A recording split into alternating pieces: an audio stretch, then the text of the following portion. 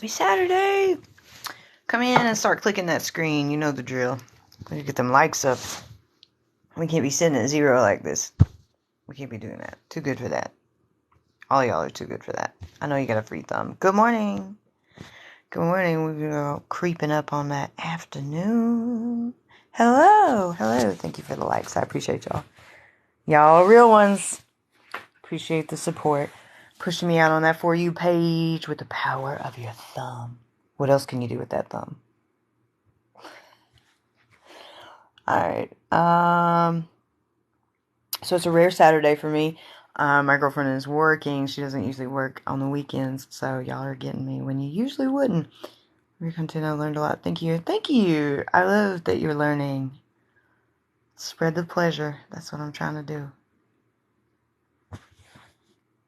What y'all doing? What was that?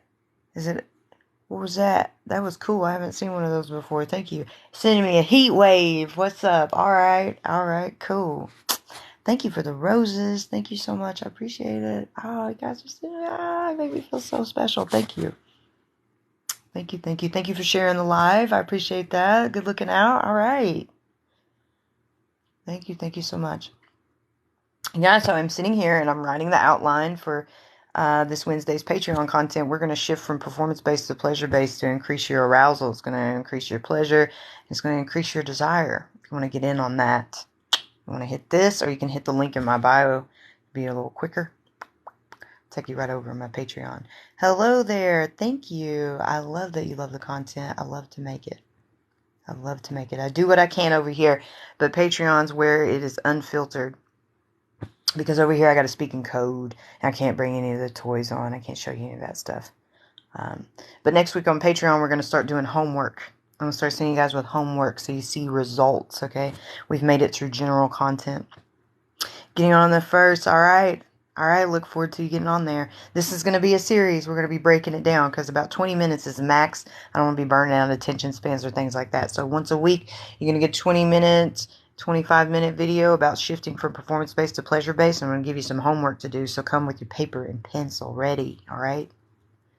Get ready to do. That way you can see results.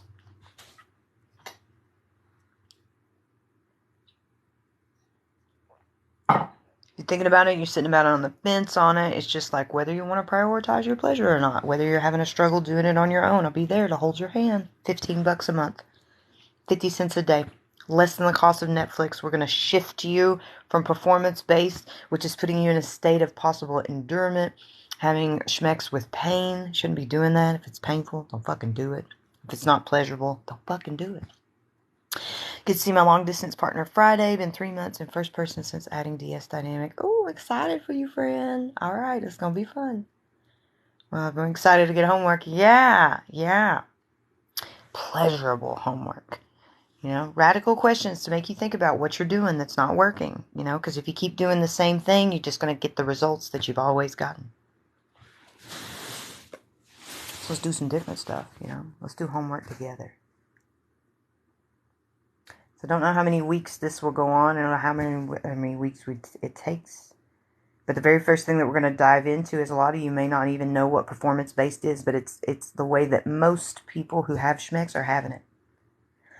Absolutely. Abso-fucking-lutely it's for single people too. Absolutely. Because the homework is going to be you doing that homework. Alright? So how often can you still participate? Absolutely. I only see my partner on the weekends. We're long distance through the week. Performance-based and pleasure-based has to do with your mindset about how you go into having schmeck. So even if you're single, it could be the mindset that you're going into with self-pleasure. And we can work around that. And then when you do add a partner, you're ready to go. You got your conversations ready. You got your boundaries ready. You got your communication ready. Absolutely. I'll be referencing things that you can do in the partnership, but also referencing how you can do it when, you're on your own, because a lot of this is, Has anyone to do the sexuals with? Yeah, well, you should be picky about that. You should be very picky about that. It's quality over quantity. Quantity's bullshit. I don't want a whole lot of mediocre. I just need one great thing, So absolutely, absolutely, you don't have to be paired up for this to be beneficial. With my solo work, yeah, it can be like that. It can be like that, especially if you're harboring thoughts of like shame around self-pleasure, feeling disconnected from your body, not feeling safe in your body. Um, all of those things can keep self-pleasure from being pleasurable. And if it doesn't offer you enjoyment or satisfaction, you're not going to have desire for it. And that doesn't mean that there's something wrong. That means you have common sense. You know, if it's not enjoyable, if it's not satisfying, you're not going to desire it. That is healthy. It's healthy. If you want to like change up your mindset around it, we can talk about it for sure.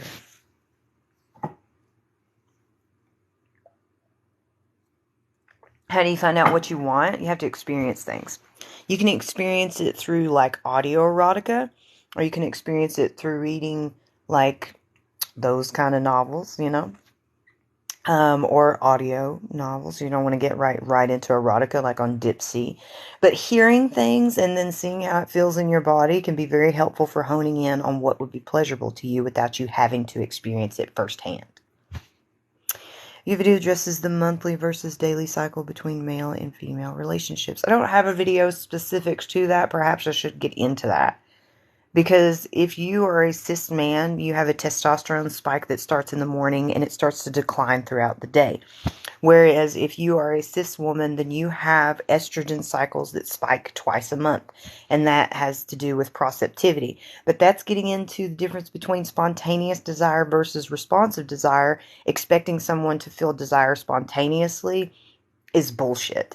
The majority of the population experiences responsive desire, and that's desire that awakens after arousal is felt. You can take charge of feeling desire by noticing what is arousing to you. Are you aroused by a connective conversation with your partner? Are you aroused by seeing your partner help out around the house? Are you aroused by your partner making you feel seen, heard, appreciated? That's very likely. So take charge of those things and communicate what is arousing to you so that you can spark responsive desire, which is a lot more helpful than waiting on spontaneous desire to happen to a person who likely never experiences that.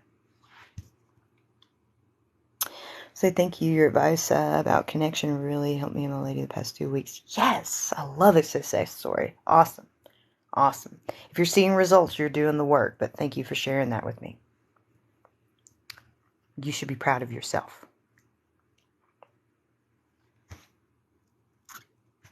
Mm-hmm.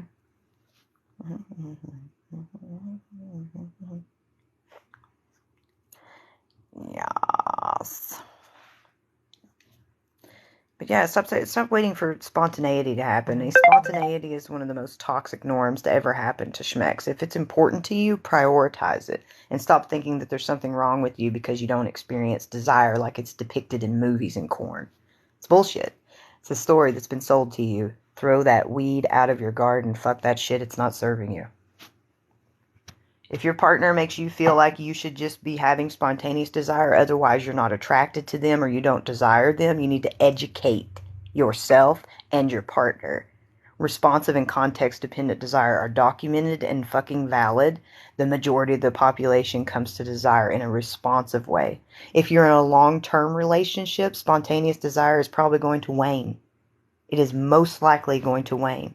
And it doesn't mean that there's something wrong with the relationship. It doesn't mean that you don't desire to partner. It doesn't mean that you're not attracted to them. It just means that you need to put some effort in. Just like everything that matters to you, it takes effort and prioritization. Do I do these lives regularly? I do through the week. It's very important. It's very important. I rarely to never do them on the weekends. My girlfriend gets all my time on the weekends. She is working today, which is rare. So you're getting a rare Saturday live. Thank you so much for your TikToks. You help me out my partner so much. I love to hear that. I love that. If you're seeing results, you're doing the work. So be proud of yourself. But I really appreciate you sharing it with me, that it was helpful.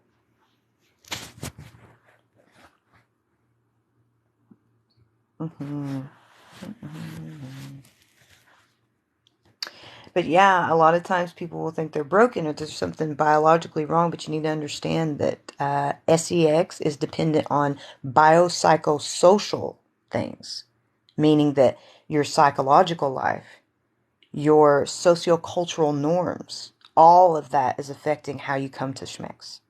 It's not just biological. That's just a single layer and a very multi-layered thing.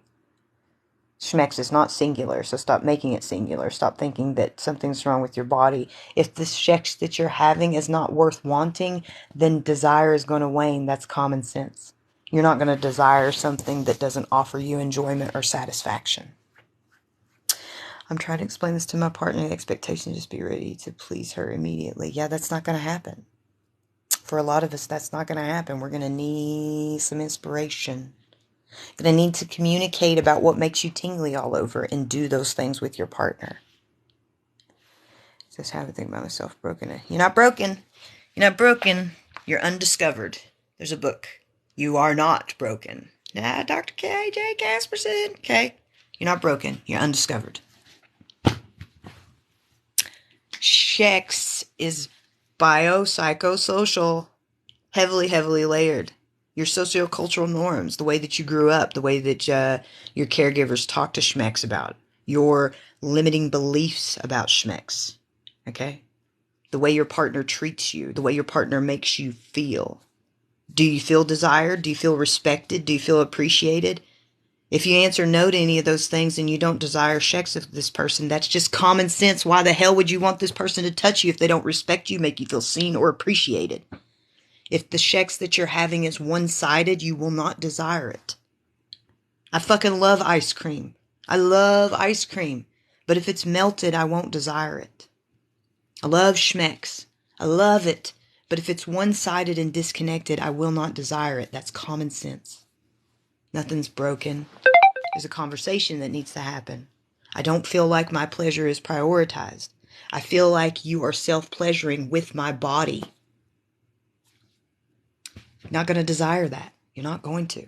And that's healthy. That means your body's working. That means your mind works. Nothing's broken. Except the way that your partner is approaching sex with you. But if you don't communicate your desires, if you don't communicate your wants, you can't have it. You can't have what you don't speak. Speak. Find your voice. Speak up. And if the person you're with is committed to misunderstanding you, get a new partner or get counseling. Can't have that shit. Communication doesn't mean shit in a relationship where someone is committed to misunderstanding you. Doesn't work. Never gonna fucking work.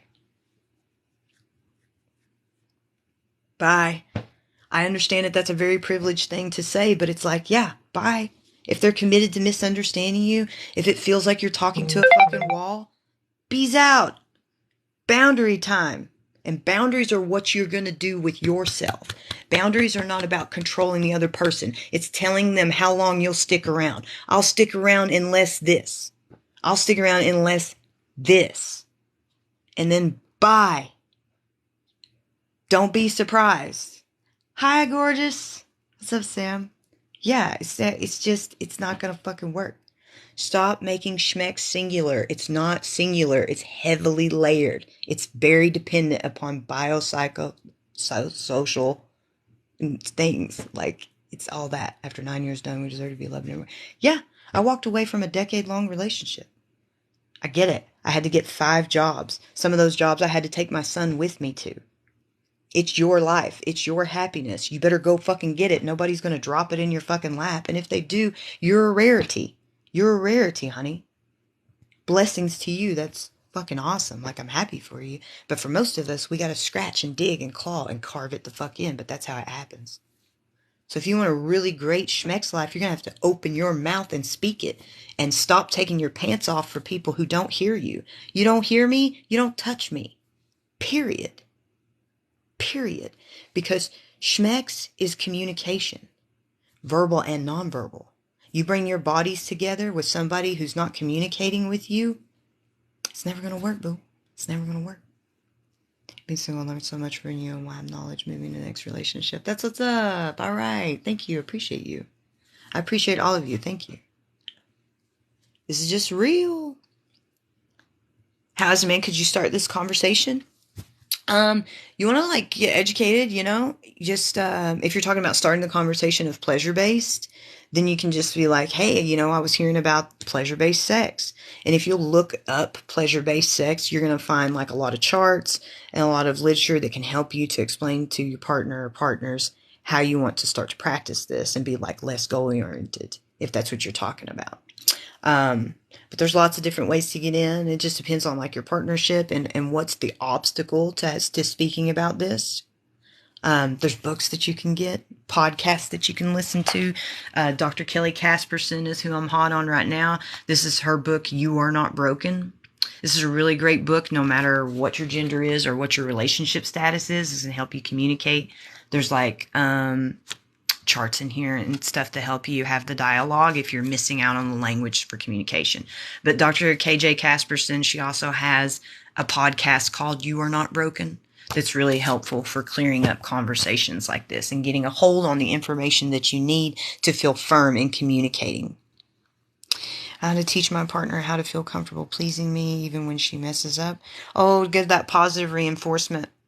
Positive reinforcement. So find the thing that your partner does very well and congratulate them there, and then talk to them about what would make it better. That way they're not in a defensive place. So you always want to start with what your partner is doing good and then expand from there about what you want. I love the way you kiss me. It makes me feel so connected to you. It'd be really great if we could kiss longer, or if you could give me just a little bit more tongue or a little bit less. And that would drive me wild. Things like that. So it's like, I love the way that you touch me, but if you could do it just a little bit lighter, it would drive me wild. You see how I reiterated that? So you always start with the thing that they're doing good and then expand from there. So starting on a high place, they're like, oh, I do that well, and I could do it better if I do this. Instead of starting with, I don't like that. Now they're in a defensive place. See if that helps. Readers are those who seize up when they have to vocalize their needs. You're going to need positive reinforcement to help you, honey. Positive reinforcement gives you the dopamine to turn down the fear sensors in your brain. And this starts to massage you into having these conversations more. You don't get to skip the awkward phase. None of us do. Feels awkward at first, like riding a fucking bicycle. Feels weird and disjointed. Then you start to get the muscle memory for it and it smooths out. But if you think you're going to skip the anxious and the awkwardness, no, nobody gets to skip that. Sometimes it's shorter for others, not so bad for others. It feels like a huge mountain to get across, but you need a trustworthy partner who's going to give you positive reinforcement. It's the only way through.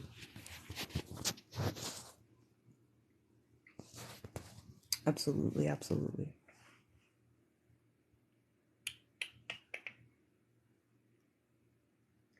Thank you guys for sharing the live. I really appreciate that support. That's awesome. That's awesome.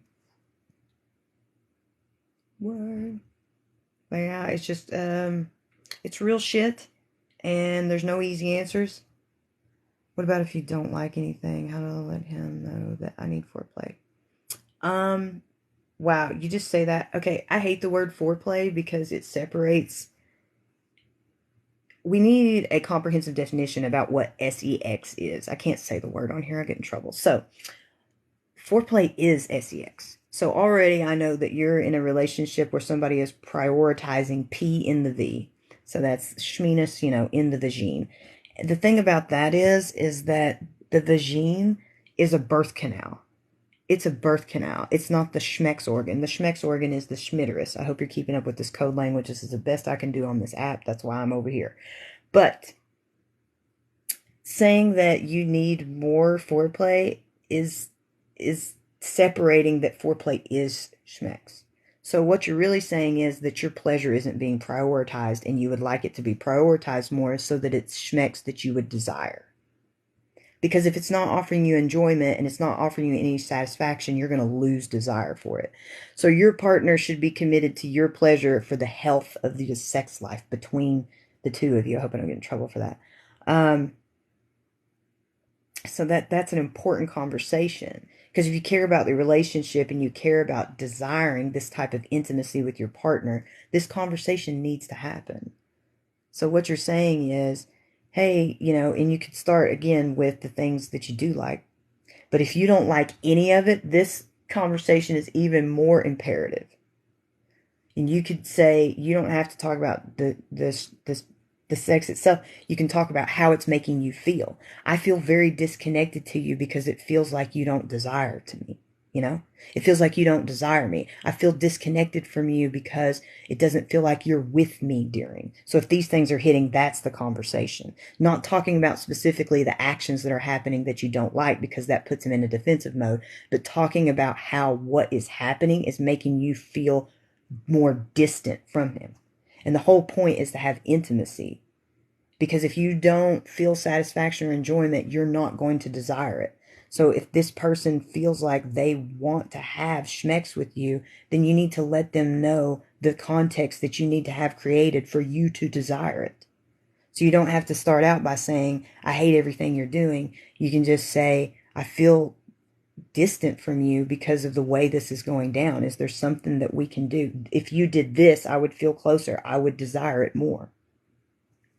It's not a problem. I'm really happy that you're here and that you're listening, you're being kind. I really appreciate it, because it's a huge conversation that needs to happen. Like, it's not low desire if it's not worth desiring. It's just common sense.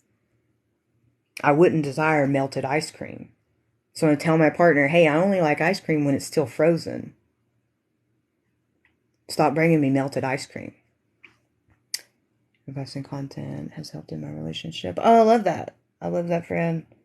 I love that it's helping in your relationship.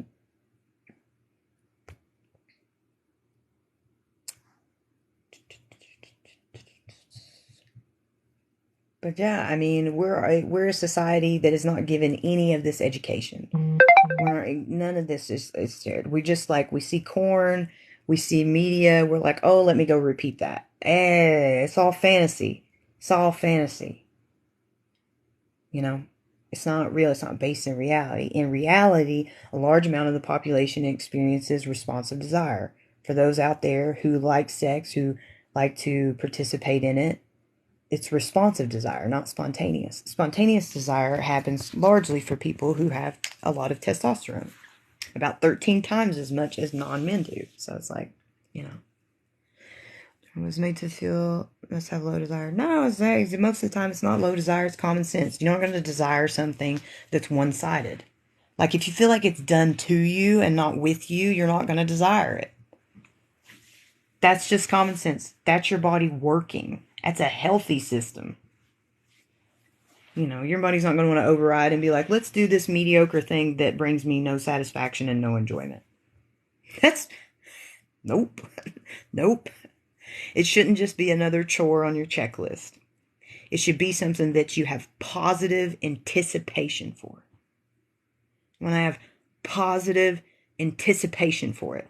That way, when you plan it, it's just like when you planned it when you were dating. When you were dating, you planned schmex. Why isn't we get in a relationship when we plan schmex, then we lose all our flavor for it? But when you were dating, you were planning schmex and you were excited about it. I'm going out with so-and-so on Saturday night. What'd you do? You picked out, like, the nice lingerie. You got yourself all ready. You showered up. You were excited all week about it. You were, like, texting each other and, like, what you're going to do. Oh my God, I can't wait to see you. I miss kissing you so much. Why do we stop doing that when we get in a relationship?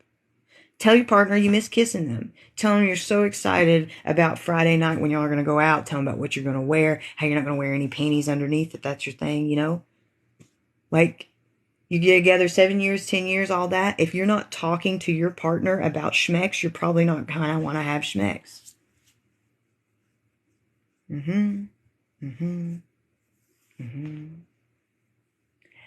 It can make it sound simple, but it's not simple. It's not, and it's work, and it's effort, and it's time. And if it's important to you, you should prioritize it, you know? And stop thinking about it like, oh, I put it on the calendar, now it's boring. It wasn't boring when it was a date. So date your damn partner. Date them. If you care about this person, date them. I don't care if it's been like 25, 30 years.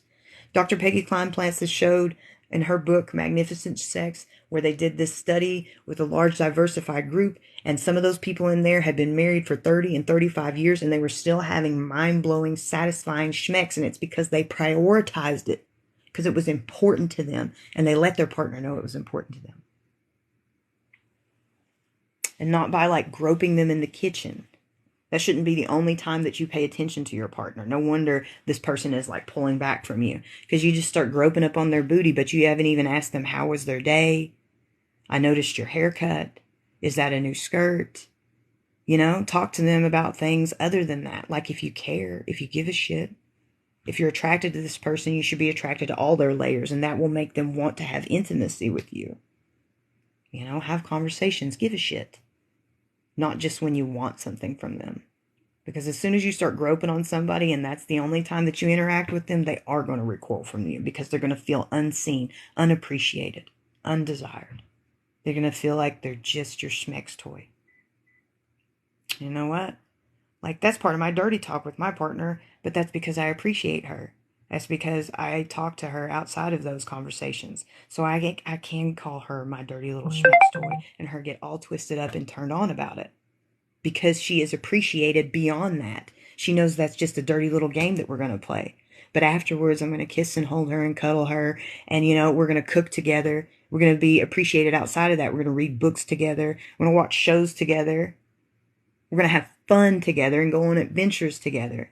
So that when I do pull her hair and I call her my little, you know, fuck toy, it's okay. And it's a turn on, because she knows that she's appreciated and respected.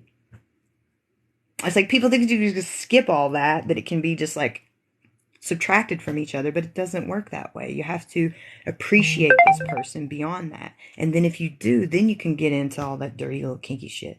And it feels connective instead of apathetic, like you're just using somebody, like things that you've seen in porn. I mean, studies show that a large amount of cis women like the rough stuff, but they don't like it subtracted from emotional connection. They like it with emotional connection because it makes them feel desired. But separate from it, it feels like coercion. It feels dirty. Not in a good way. It's a single whenever that level of companionship is a real option. It is if you communicate it and say no to everything else that doesn't meet with it. But you have to be strong in it. You have to be willing to say, no, this isn't enough. So you have so much, tried a new toy and I'm reconnecting with stuff. I love that. I love that. See, that's out there doing the work. That's out there doing the work. If you do the work, you're going to see the results. And if you see the results, that means you did the work. You should be proud of yourself. I appreciate you thanking me, but you should be proud of yourself because you did the work. Absolutely. I just want to say your videos are very educational. Thank you. Thank you. I appreciate that. Thank you. I love that you love the Patreon content. I really appreciate it. I put a lot of legwork into that. So performance-based is goal-oriented. It's usually one-sided, and it just means that you are performing, putting on a show. Okay, sometimes people can get these muddled up and they're like, well, what's wrong with performance-based? Performance-based is one-sided. It prioritizes P in the V, which is schmenis in the vagine, over anything else that happens in schmex. Schmex is an exchange of arousal. You can do schmex from across the room with all your clothes on. If you're turned on and your partner's turned on and you all are passing those feelings back and forth with each other, you are in active schmex, okay? So sometimes we don't know the difference between performance-based and pleasure-based, and we think that these things are similar, or that, you know, yeah, performance-based is going to take you away from feeling connected with your partner. Pleasure-based puts you in the moment. In the present is where schmex works efficiently and the best. If you're thinking about the past or the future, you are not present, and it's going to kill arousal, takes it down. So you're checked out. And if you're performing, then you're not attuned with your partner, which means that you are bringing tools to a job that doesn't call for that. So let's say that you've got like a checklist in your mind. I'm going to do step 2, step 3, step 4, because that's what I read in the back of Cosmo. Yeah, but are you listening to your partner's breath rate change? Are you listening to their response? Are you watching their body? Are you communicating with them? Are you checking in? Because that's performance-based. A lot of it does go for all genders. For all of them. It doesn't matter. You know, I'm a lesbian, and amongst the lesbian community, performance-based happens a lot. Happens a lot. Just checking out, just doing performative things. You like the Satisfier Pro 2? I love that you love it. Nice. Nice. Yeah, so there's a Google Doc on my Patreon. It's a shopping list. I put all the toys that I mention in the videos and stuff, and that I show in the videos, because I can do all of that on Patreon. And I put them in the Google Doc. So I appreciate you bringing that up. It's an awesome feature of being over here on the Patreon. Patreon content right now is, I think there's like 9 videos up right now. So we do like a vulva tour, the anatomy. We talk about indirect versus direct. Yeah, it does. It's hard. I feel like there's layers of it. Yes. Yes. Yes. You want to get through those layers of intimacy of being connected. How do you start that change from performance to pleasure based? Yeah, that's the stuff that I'll be breaking down. So I can like go over it lightly in here. Like, first you have to identify what performance based is in the first place. And I'll be showing a chart on that next week. You can check out that chart on pleasure centered sexology over on Instagram if you want to look for it. It's performance versus pleasure based. Most people are having performance based and they don't even know it. If you feel distant from your partner, in your head, spectatoring, floating above your body, and not really being connected to the experience, stuck in the past with like feelings of guilt or shame, or in the future with thoughts of performance anxiety, that's killing your arousal. It's killing it. You can't be living in your frontal lobe during schmex. That's gonna, arousal's gonna go down. Your desire for schmex is gonna go down because it's not pleasurable. It's not enjoyable. It's not creating satisfaction. That's common sense. It's common sense to not desire something that is not enjoyable and does not offer you satisfaction. But you can take charge of your schmex life by getting into pleasure based, which puts you in the present moment. So the first thing that you start practicing is called sensate. Sensate means anchoring in the sensations. What's the sound of your partner's breath rate changing? Do you feel their skin against yours? Is there enough sensation happening? Do you need more sensation? Would you like fingernails in your back? Maybe you like it when your partner nibbles on your neck. That brings you back. Maybe you want to kiss more because that keeps you present, because it's a mutual exchange of stimulation and that keeps you in the moment. You know, maybe you have trouble receiving. Maybe you're more of a giver. Maybe you should be starting out giving, and that helps you build arousal. It's called pleasure centered. So make sure you put the ED at the end. It's on IG. Yeah, pleasure centered sexology. She's a sexologist from Australia, has a really great page that is much like my content, that's centered around pleasure and not around goal-oriented, performance-based things.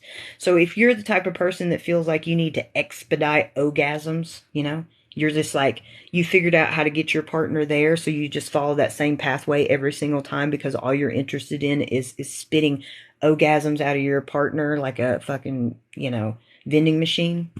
Eventually that's going to lose novelty, and that little trail that you go on every time is going to get worn out, and your partner's going to lose desire, because schmex works best with curiosity and being open-minded.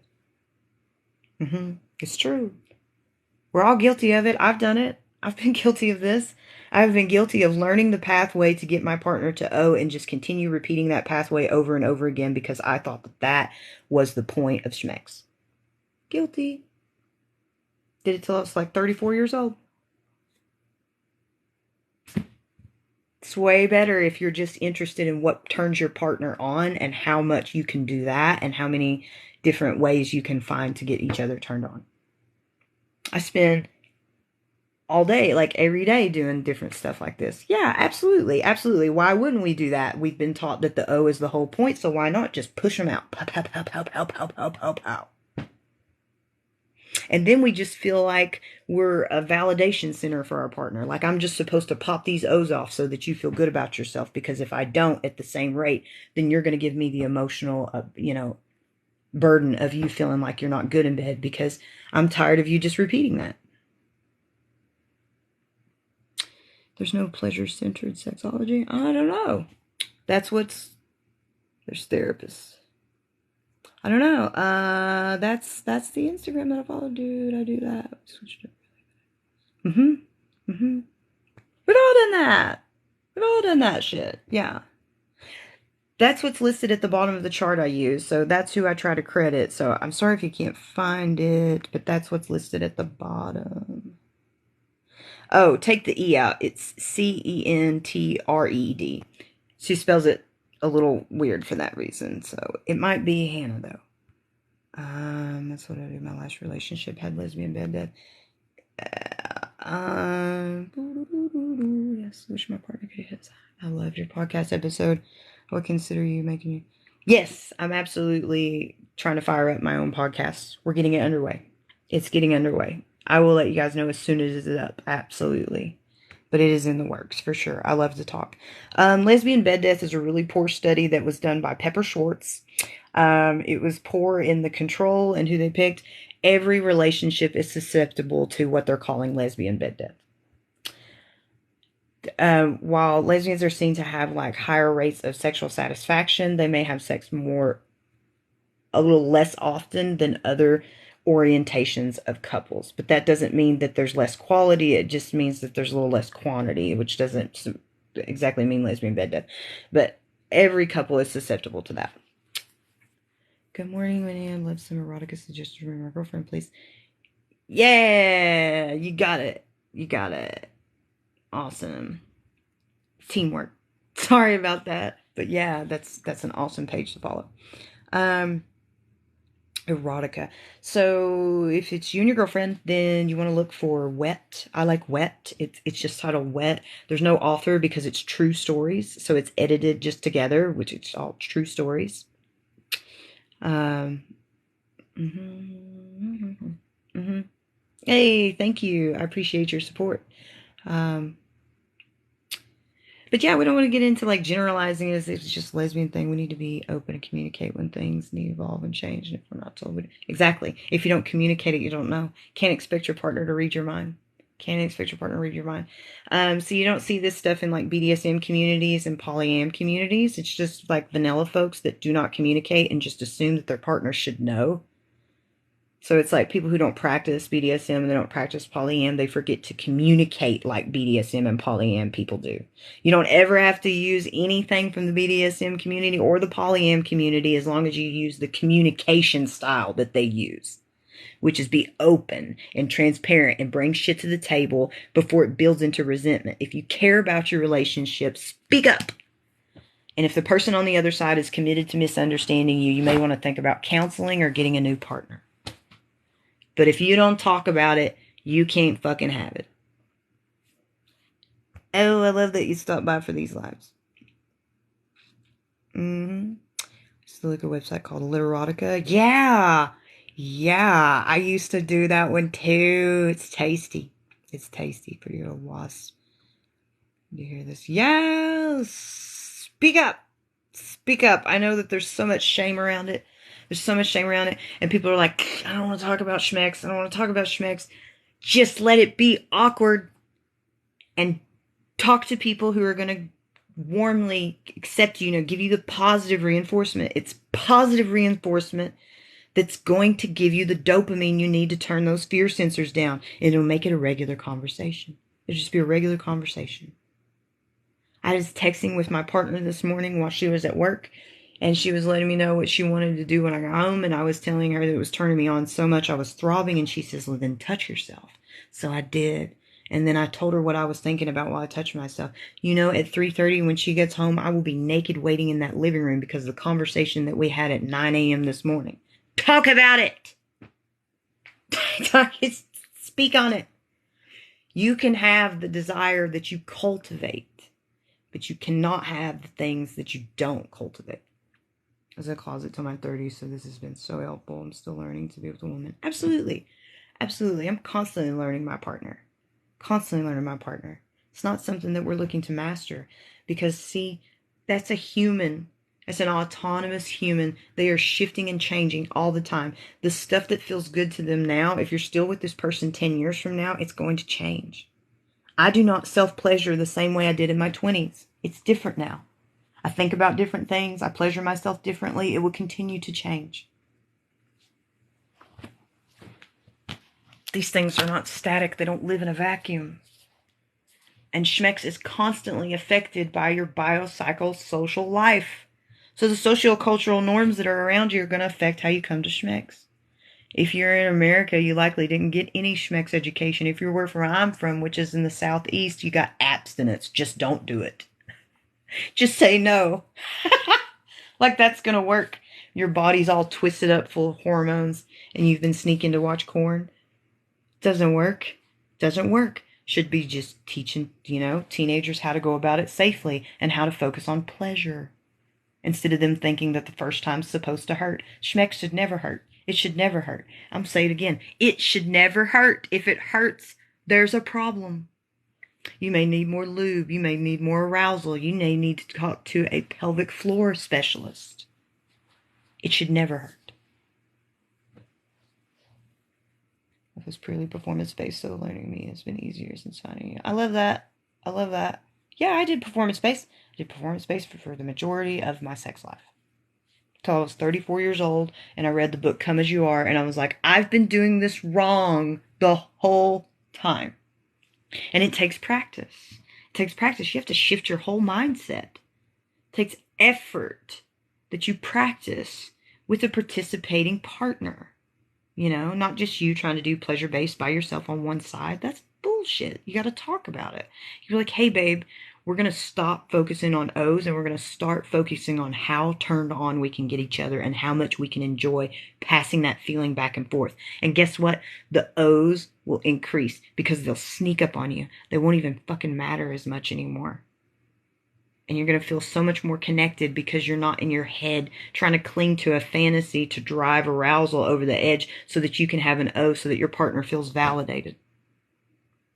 And you're sitting there off to yourself like, yeah, I forced that one out so that you wouldn't be upset with me afterwards if I didn't. O's are not the most important thing. They're not. They're not.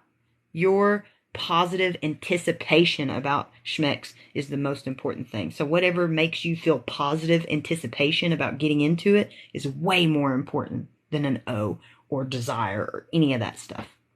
So you need to think about the things that would make you feel positive anticipation about getting in bed. What's keeping you from feeling positive anticipation about it? You know? These are the questions. Woo, 11,000. Look at y'all. In 40 minutes. Ting, ting. Thank you. Thank you so much. It's a big deal.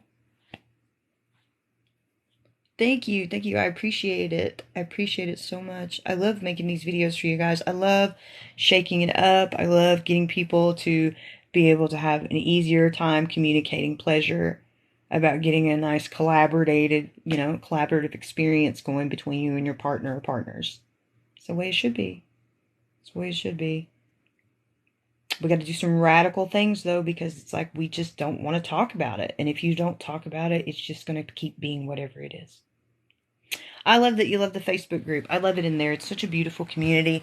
Everybody's doing such a good job of keeping it non-judgmental and shame-free, and that allows people to really make radical changes.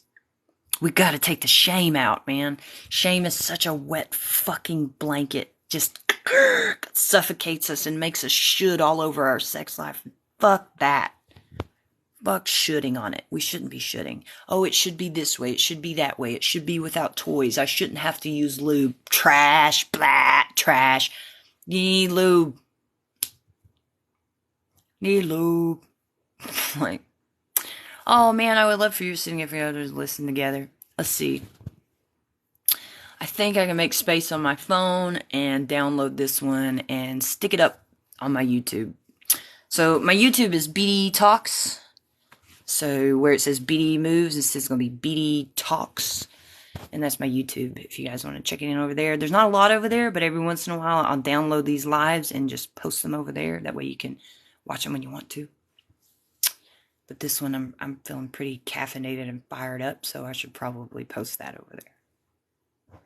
So I'll make some space on my phone and do that. And then you can give it a listen at your leisure. So we'll wrap this up in about 10 minutes and keep it short enough for me to download. No problem. I really appreciate you being here. No, it's a big deal. You're doing big things. I appreciate it. Is a red flag if they don't want to talk about it. It's not a red flag because a lot of people feel shame around this.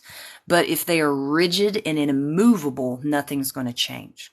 So then you have to decide if that looks like happiness for you and what you want to do. But you have to understand that a lot of people have a lot of shame. You know, people are coming from like purity culture backgrounds, so they have like religious shame, or they have trauma that's unprocessed. You know, they haven't seen any professional about processing their trauma. People with SA trauma can be locked up around this, and they need to take their time. That needs to be their choice on that journey. Okay? They need to be in the driver's seat, because SA trauma has to come through with like neuroplasticity. You have to realign those neural connections, because what was pleasurable to some people has become something that's fear-inducing to them. You know, that trauma was put on them, and it's their pace, their comfort level that they come through that. Hey, thank you. You have a great weekend. I appreciate it. I appreciate it a lot. But yeah, I say trauma, shame, Bible Belt shame. Yes, yes, yes. These are huge blocks to arousal. They interrupt that process of arousal, because arousal works like a gas in a brake pedal. You've got inhibitors and you got exciters. And if you've got trauma, it's a huge inhibitor, because you can get stuck in cyclical thought. You can get triggered during, if someone touches certain places of the body or does things in a certain way that reminds you of perpetrators or abusers. You want to work through some type of therapy to take those cyclical thoughts and rewrite a new ending on them, to give you the neuroplasticity to rejoin those neural networks with pleasure instead of fear. Because freeze responses come in and that takes you completely out. And if you don't know what a freeze response looks like, you can further damage like somebody who's coming through that. So like, educate yourselves, educate yourselves. I feel like I'm always triggered even just sitting there. Yeah, as soon as I get off of here, I'll download it, however long it takes me to download it, or how long it goes up. And then embedding it into YouTube can take some time. So at least give me, 2 days to get it there. But as soon as I get off of here, I will download it. However long it takes to download and then embed into YouTube will be the time limit. But I will get right on top of it immediately. I have the desire more than my partner. I don't want her to feel pressure like past relationships. That's legit. That's legit. So that's called desire discrepancy. You can look up SDD, okay? Sexual desire discrepancy. And you can look up different ways to communicate with each other, because it's not the lower desires person's job to fix this, It is the conversation between the two of you to collaborate what is a healthy compromise between the two of you, because it shouldn't be your desire is your partner's responsibility. That's not how that shit works. It doesn't work that way at all. So, like I said, you can look up desire discrepancy. You can check out my low desire playlist. There's different methods to communicate, different things that you can do. There are ways to cultivate desire, but that has to be the task of the person with lower desire. And when we say low desire, we're talking about somebody who themselves has experienced more desire at some point, and now they're experiencing less. So low is a comparison in their life, not a comparison between the two of you. So that can get misconstrued a lot. They'll be like, oh, I have low desire just because you have less than your partner. You meds, yeah, there are certain meds that can absolutely do that. But it's a little troublesome to say your drive, because drive indicates that there's some biological mechanism within you that's driving you towards schmex, and that's simply not true. There's arousal and there's desire, and then there is like the relationship with your partner and the relationship with yourself. So this is heavily layered things. So to set that just on the top of biological factors can lead you amiss. Absolutely, to make it more difficult to owe, which lowers your enjoyment and satisfaction, which affects desire. So usually when people say drive, they mean desire. So the thing that you want to get in with that, especially if it's SSRIs. So SSRIs, they can inadvertently block oxytocin, so they control how much serotonin you're getting. It's selective serotonin reuptake inhibitors. But they inadvertently block oxytocin also, which can make it harder for you to owe. So again, we're back to pleasure-based, which takes O off the table. It's not that we're trying not to have O's, it's just that we're not focusing on them. We're focusing on how turned on you can get. You have desire but no arousal. Yeah, this can be arousal non-concordance. So you can look that up. So if you're having like arousal disorder, you're having trouble accessing arousal, there can be different reasons for that. Sometimes they can be hormonal reasons, and sometimes they can just be like biopsychosocial. So it would take you like diving into seeing what's going on with you, whether it's like stress, like I say, unprocessed trauma, whether it was, so sometimes just like completing stress response cycles can help. Sometimes moving the body can help, increasing blood flow, decrease blood flow to the area, like high cholesterol, or if you're experiencing neuropathy, like with diabetes, these can be factors. There's just a lot of things. There's a lot. But that's usually set as arousal non-concordant, so you can look into that and look into things that can help reconnect. Or you can think about further, like I said, it's heavily nuanced, so there could be a lot of different factors going on. I need lots and lots of time to get aroused, but then my partner is tired.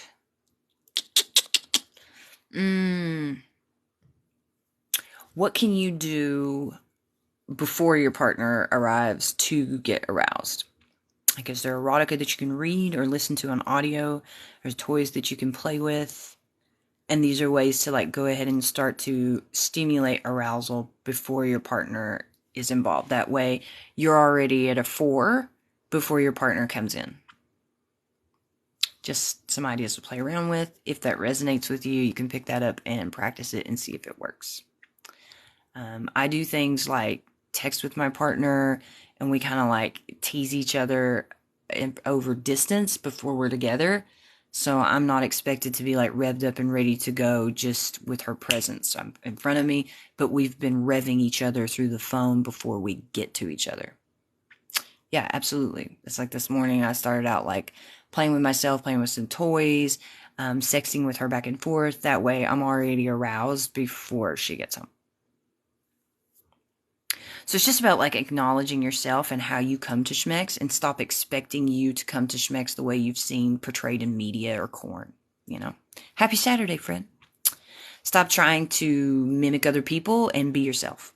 Okay? That's the best thing you can do, because the less authentic you are, the less pleasurable any of this is going to be. I do not have a podcast yet. It is underway, but you can check out the podcast episode that I did with Angela Maximo, and it's on her podcast called The Electric Feminine, and it's the episode called Sexual Healing. So check it out. I'm on there for about an hour talking to her. It was really fun. I've also got another podcast that's coming up on Wednesday. It's going to be live, and I think you can comment on it, and it's done with 2 twins. If you check my story on here or on Instagram, you'll see that.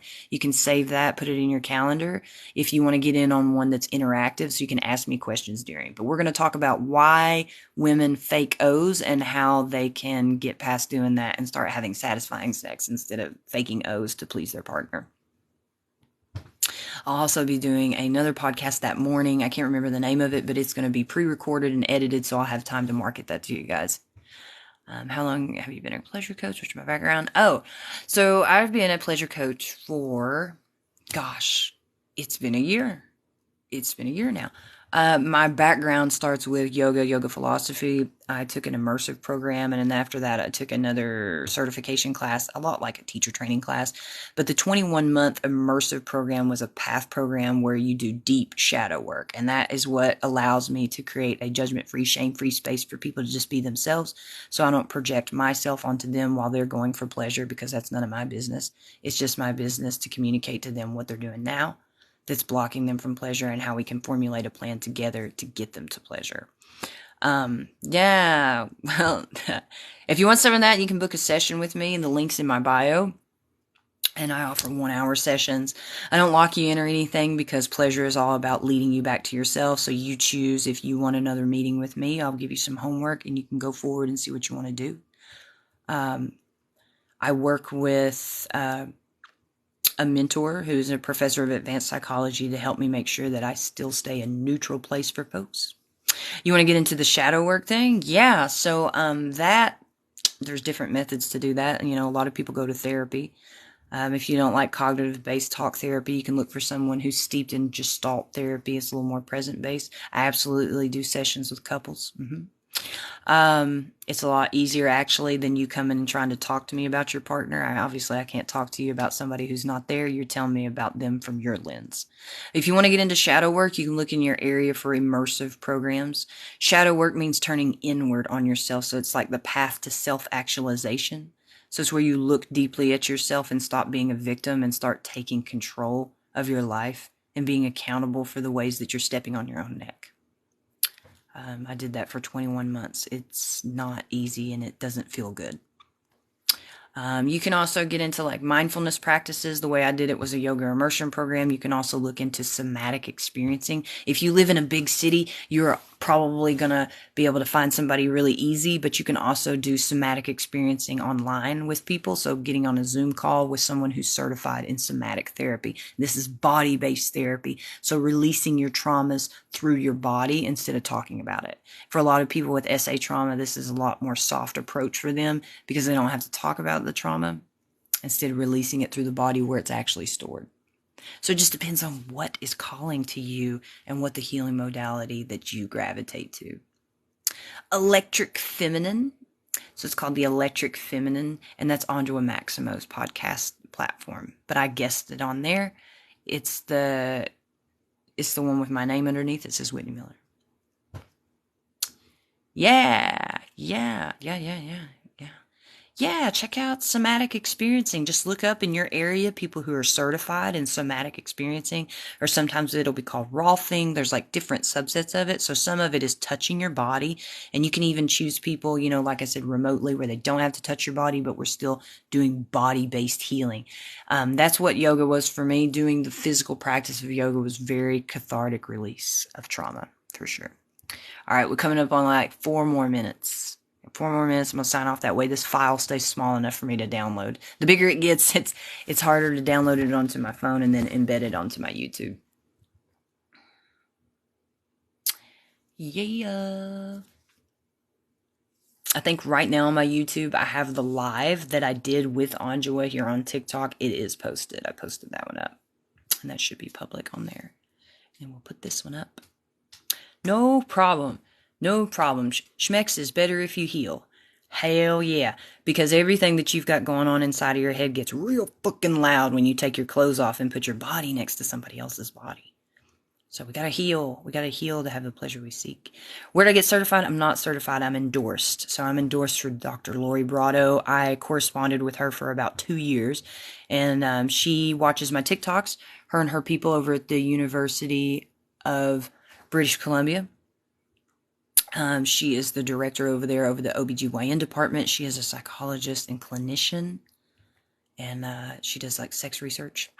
She's pretty renowned for her 25 years of research on like asexuality and female pleasure. She wrote the book Better Sex Through Mindfulness.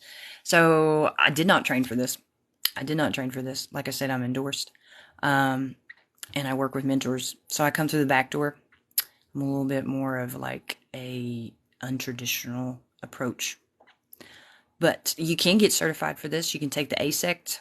It's ASSECT if you want to do like your certifications for Schmeck's education.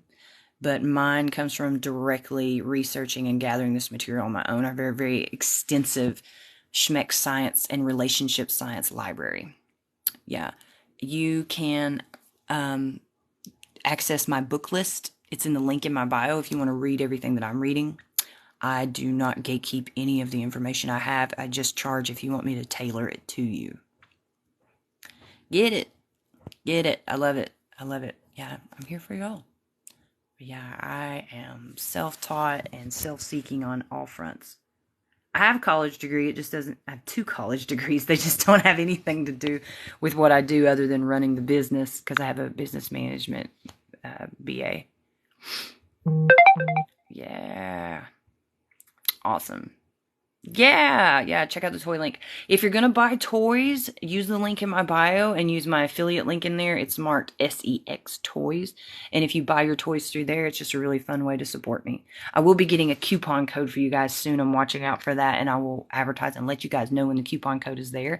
But if you'd please use my affiliate links and buy your Schmex toys, I'd love it. It's a queer-owned, queer-run company, and they have all of the Schmex toys. So it doesn't matter if you're queer or not.